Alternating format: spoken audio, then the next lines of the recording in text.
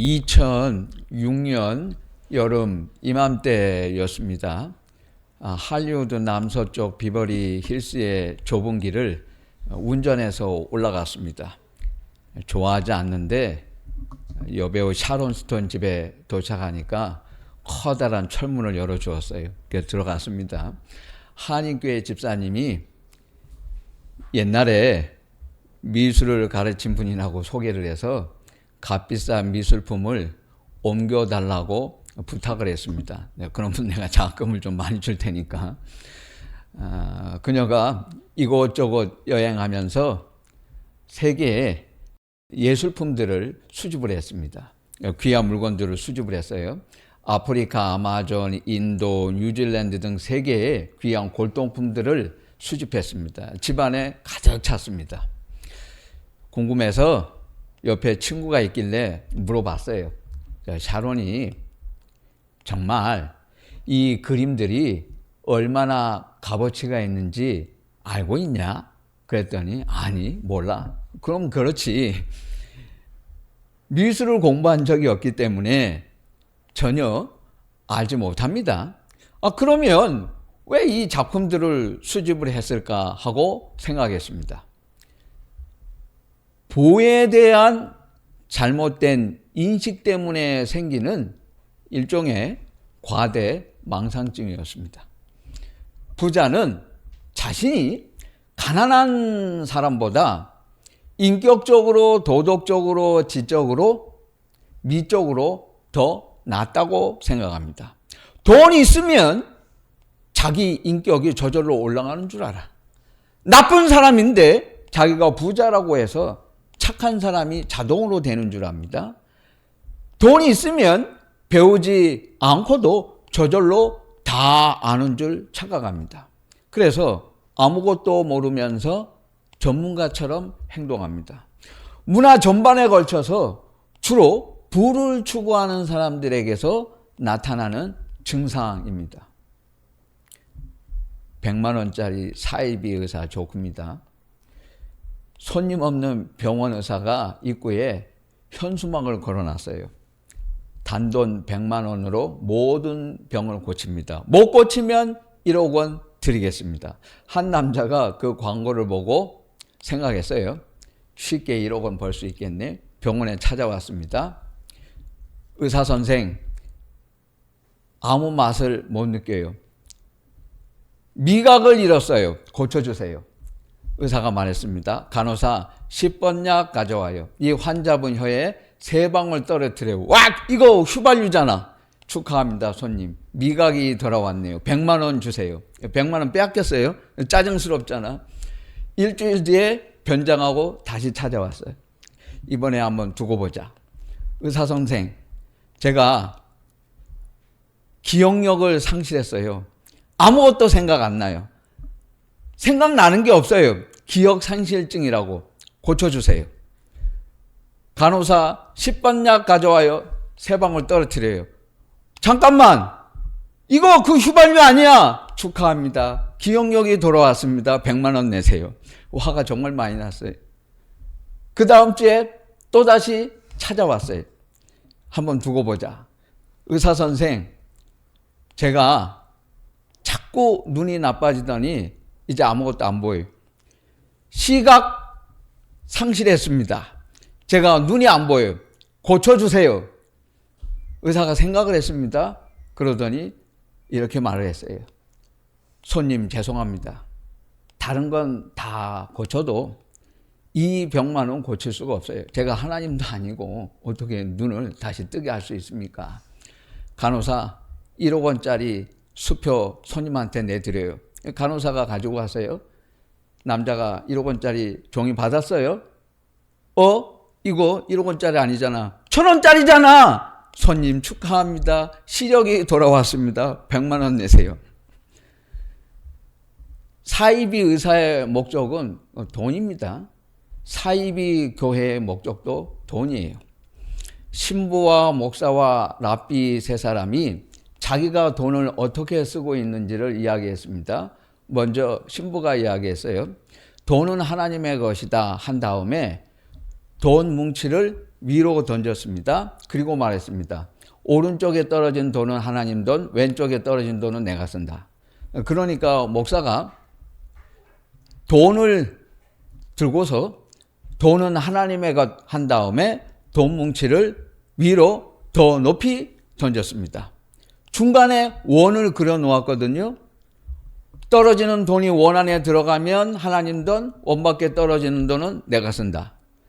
두 사람을 팔짱 끼고 비웃던 랍비가 나섰어요. 이 랍비는 돈은 다 하나님께 드려야 한다 하고 돈 뭉치를 힘껏 더 높이 하늘로 던졌습니다. 공중에 떠 있는 돈은 하나님 돈, 떨어진 모든 돈은 다 내가 쓴다. 유대인은 돈 욕심이 많아요. 유대인은 탐심이 많아요. 가난한 사람이 갑자기 부자가 되면 돈합니다. 여러분 주변에 그런 사람들 많이 있습니다. 한번 보세요. 유대인들은 2000년 이상 나라도 집도 없이 흩어져서 가난하게 살다 보니까 돈밖에 몰라요. 유대교는 망가졌습니다. 한국 사람은 35년 일본의 식민지로 살았고 6.25 전쟁으로 가난하게 살다 보니까 역시 돈밖에 모르는 민족이 되었습니다. 기독교가 물들면 안 됩니다. 한국 사람은 만나면 돈 이야기 가장 많이 합니다. 원하는 것, 세상에서 가장 원하는 것 5가지 말해봐라. 그러니까 돈, 머니, 금전, 현금, 캐시. 2030 60%가 코인 도박 중독입니다.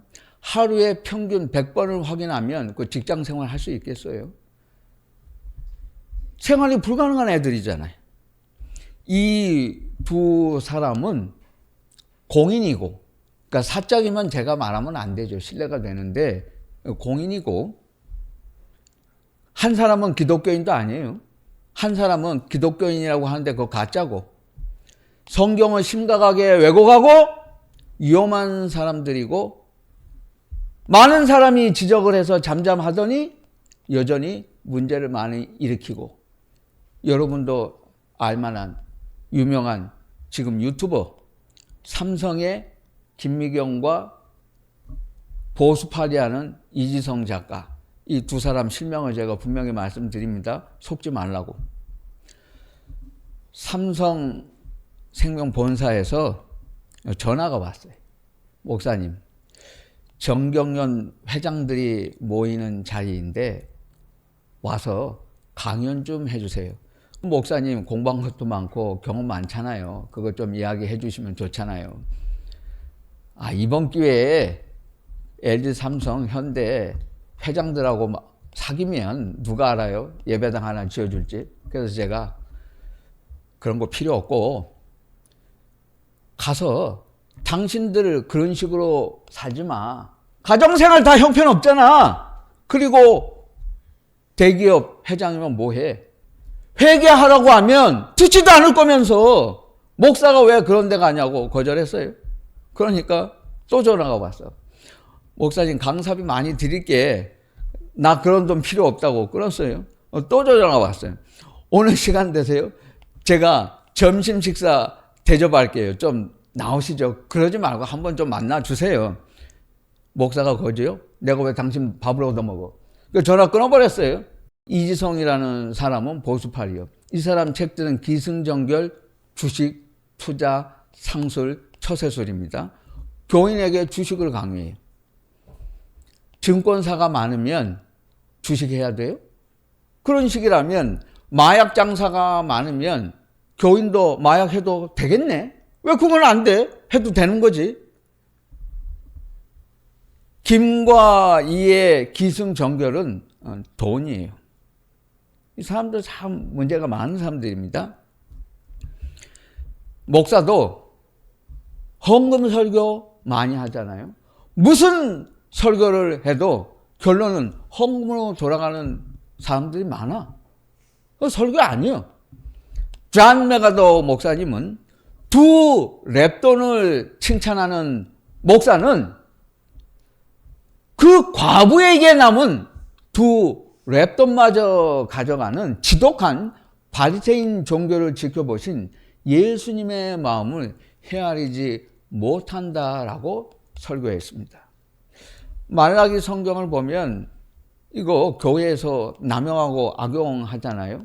그래서 이런 성경 구절 쓰여 있는 헌금 봉투는 저희 교회 제가 절대로 갖다 놓지 않잖아요.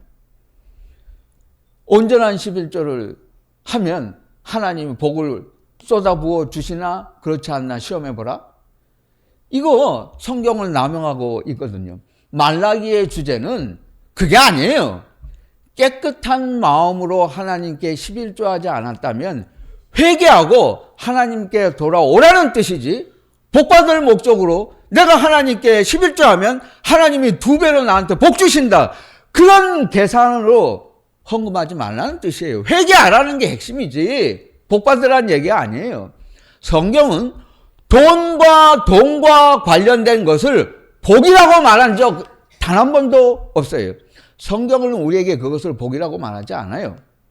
만일 11조 한 뒤에 여러분에게 어떤 종류의 복이 있다고 한다면 그것은 여러분이 하나님께 헌금해서가 아니고 하나님께 회개했기 때문에 하나님께서 참여한 그 영혼의 모습을 보시고 기뻐하셔서 주신 은총이고 선물일 따름이지, 여러분이 하나님께 드렸기 때문에 하나님이 내게 2배, 3배로 갚아주신 것은 아니에요. 절대로 착각하지 마세요.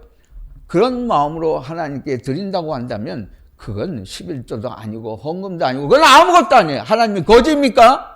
여러분한테 돈을 요구하시게? 그건 다 필요 없어요. 그런 마음이라면 진실한 마음으로, 기쁜 마음으로 하나님께 드려요. 빼앗기는 마음으로 드린다면 그게 어떻게 헌금일 수 있어요? 드리는 마음으로 드릴 때 그것은 하나님께서 받으실 수 있는 귀중한 11조가 되고 헌금이 될 수 있습니다. 마태는 왜 마태복음을 썼을까요? 그는 예수님을 곁에서 3년 동안 따라다니면서 지켜보았어요. 마태복음서 대상은 예수 지금 처음 믿는 사람이 아니고 예수를 오래 믿은 기존 신자들입니다. 그 사람들을 향해서 마태가 하는 말이에요. 그가 예수님을 곁에서 지켜보고 누구보다 잘 알아요. 예수님이 어떤 말씀을 가장 많이 강조하셨나. 사복음서에 기초한 예수님의 생애 이야기는 설교, 담화, 비유, 기적, 귀신을 내쫓는 축사, 논쟁, 계시록 같은 묵시를 담고 있습니다. 예수님의 교훈은 복음서 전체에서 42개입니다. 예수님의 비유는 35개입니다. 예수님께서 행하신 이적 기사는 32개입니다. 총 109가지 내용입니다. 그중 예수님이 어떤 말씀을 가장 많이 말씀하셨을까요? 천국, 사랑? 아니.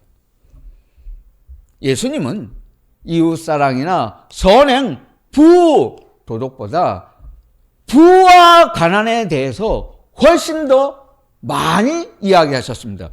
돈에 관한 이야기를 가장 많이 하셨고 지적하셨어요. 예수님이 3번 설교하시면 2번은 돈에 관한 것이었습니다. 기도와 믿음에 관한 성경 구절은 500구절밖에 안 돼요. 그런데 성경에 돈에 관한 구절은 2000절 이상 있어요. 여러분 집에 가서 한번 찾아봐요. 훨씬 더 4배 이상 많은 성경은 부와 가난에 대해서 말하고 있어요. 진정한 그리스도인은 돈을 다룰 줄 알아야 합니다. 내 보물 있는 그곳에는 내 마음도 있느니라. 보물이란 내가 가치를 두는 것, 내가 소중히 여기는 것입니다. 내 마음을 두는 것이에요. 내 온 마음과 뜻을 두는 것이 보물입니다. 내 생의 목적으로 삼는 것입니다. 마음을 어디에 두고 사느냐에 따라 행복과 불행이 결정됩니다. 보물이 하나님일 때 거듭난 신자는 마음을 하나님께 두고 행복합니다. 그러나 보물이 돈일 때 거듭나지 않은 신자는 마음을 돈에 두고 불행합니다. 곧 전영창 선생은 우리나라 최초의 미국 유학생이었습니다. 6.25 전쟁이 끝나고 1956년에 유학생활을 마치자마자 귀국하고 대학 부총장 자리를 버리고 경상남도 거창군 거창읍 중앙리의 시골 고등학교로 내려갔습니다. 그 화려한 실력과 배경을 다 버리고 시골 고등학교로 자원해서 갔습니다. 당시 거창고는 폐교 직전이었습니다. 전 선생은 성경책, 찬송가, 담요 한 장을 들고 산에 들어가서 기도했습니다. 하나님, 제가 기도하는 기간 내에 응답해 주시지 않으면 일주일 뒤에 서울의 상경에서 일간신문에 하나님은 안 계신다라고 광고 내겠습니다. 그러니까 응답 주세요. 일주일 뒤에 기도 마치고 내려왔는데 유학 시절 미국에서 만났던 조우복이라고 하는 성도가 보내준 수표 한 장이 집에 도착해 있었어요. 2,050달러. 1센트도 안 남아요.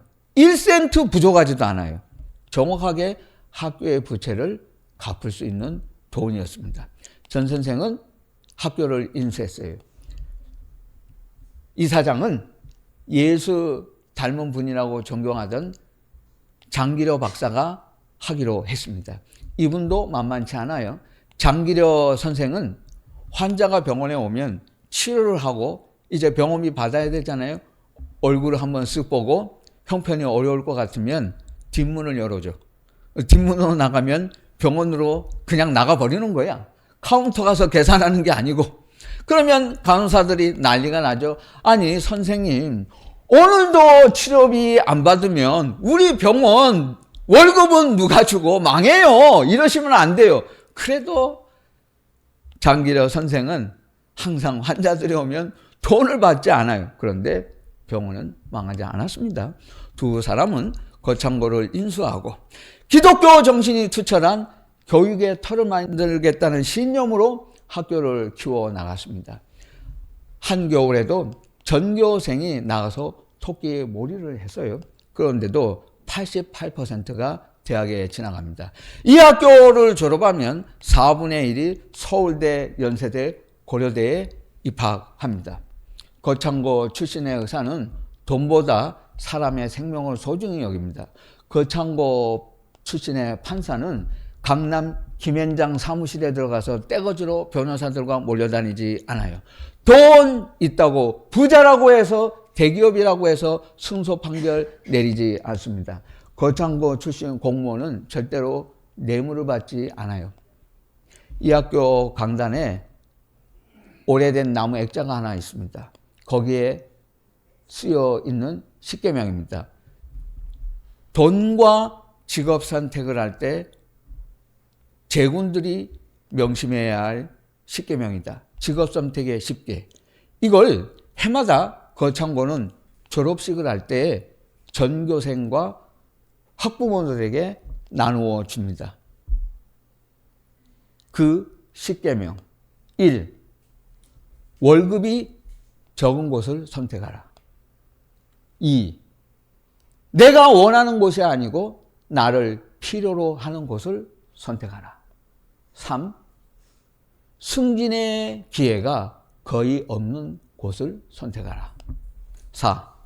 모든 조건이 갖추어진 곳은 피하고 처음부터 시작해야 하는 황무지를 선택하라.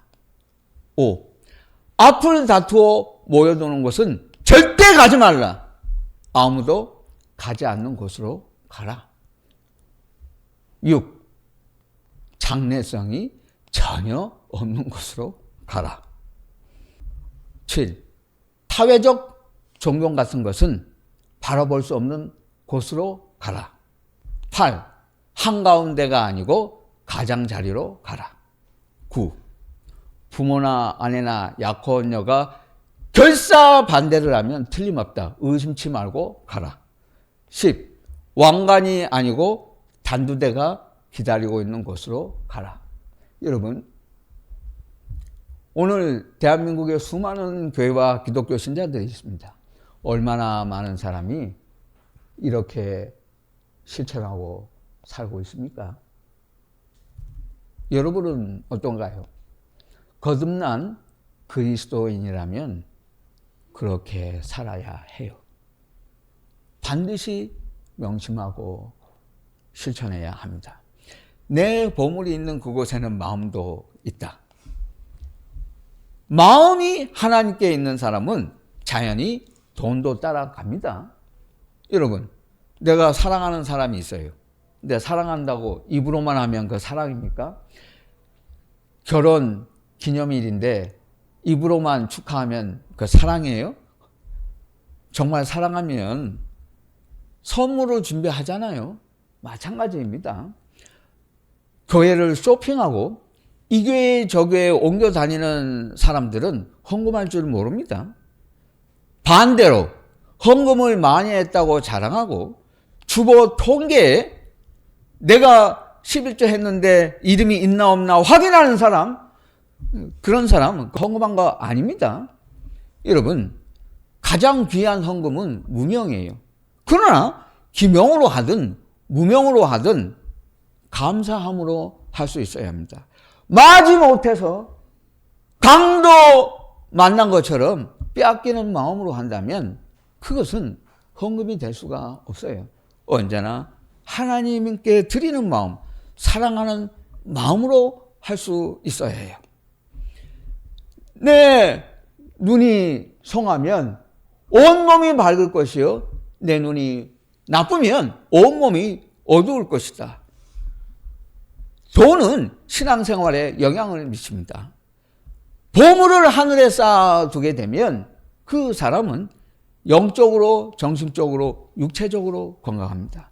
그렇지 않으면 영적으로, 정신적으로, 육체적으로 피폐한 삶을 살 수밖에 없어요. 우리는 돈 하면 가지는 것만 생각해요. 주는 것을 생각하지 않습니다. 사도 바울이 다른 건 다 모릅니다. 왜냐하면 그는 예수님께서 살아계실 때 보지 못했거든요. 그런데 바울이 유일하게 딱 한 말씀 기억하고 있는 게 있어요. 사도행전 말씀. 주는 것이 받는 것보다 복이 있다 하심을 기억하여야 할지니라. 바울이 다른 건 다 모르는데 이것은 알아요. 그래서 제자들에게 말하고 있지 않아요? 여러분, 그리스도인이 왜 돈을 벌죠? 왜 열심히 일을 하죠? 우리는 가지려고 일하는 게 아니에요. 가지려고 돈을 버는 게 아니고 주려고 돈을 버는 거예요. 성경은 대부분 내가 가진 것을 주라고 말을 합니다. 가지라고 말하지 않아요. 가지고 있으면 내가 가질 것 같은데 그렇지 않아요. 그냥 다 사라지고 만다는 거예요. 인앤아웃 햄버거 체인점은 사실 그 강남이나 종로에서 유행하는 쉐이크보다 더 유명합니다. 회장 린시 시나이더가 크리스천 포스트지와의 인터뷰에서 자기 신앙을 이렇게 말을 했습니다. 그녀의 여정이 언제나 행복했던 것은 아닙니다. 상실과 고통을 반복했습니다. 10살 때 10대의 아버지가 세상을 갑자기 떠났어요. 그녀는 큰 충격을 받고 그 슬픔을 이기지 못해서 술과 마약에 빠졌습니다. 그렇게 해가지고 결혼을 함부로 했는데 학대를 받았습니다. 비극적인 삶의 수렁 속에서 깨달았어요. 나의 삶을 변화시킬 수 있고 만족시킬 수 있는 오직 한 분은 예수님밖에 없다. 그녀는 자신의 시간과 재능과 에너지를 모두 예수님께 바치기로 결심했습니다. 그래서 조부모에게서 물려받은 그 회사를 성경적 원칙을 고수하면서 운영하기로 결심을 했고 절대로 상술과 타협하지 않았습니다. 인앤아웃 햄버거 가게에 들어가 보면 그 가게는 종이컵 밑에 요한복음 3장 16절 하나님이 세상을 이처럼 사랑하사 독생자를 주셨으니 이는 저를 믿는 자마다 멸망치 않고 영생을 얻게 하려 하십니다. 그 성경 구절을 새겨 넣기로 유명합니다. 최근에는 요한복음 6장 35절 한 말씀을 더 추가했어요. 오직 너희는 원수를 사랑하고 선대하라. 아무것도 바라지 말고 주라, 구워주라. 이 말씀을 추가했습니다. 미국의 구인구직 사이트 글래스도어 기업 평가에서 미국 청년들이 내가 가장 가고 싶은, 취직하고 싶은 회사 3위에 이네라 햄버거가 올랐고, 가장 존경하는 경영자, 진실했고 정직했던 린시 시나이더가 3위에 올랐습니다. 그녀는 30억 이상의 재산가이지만 지금도 모든 미국 전역에 흩어진 교회들에서 성경 공부를 한다 그러면 자기 재산을 다 보냅니다.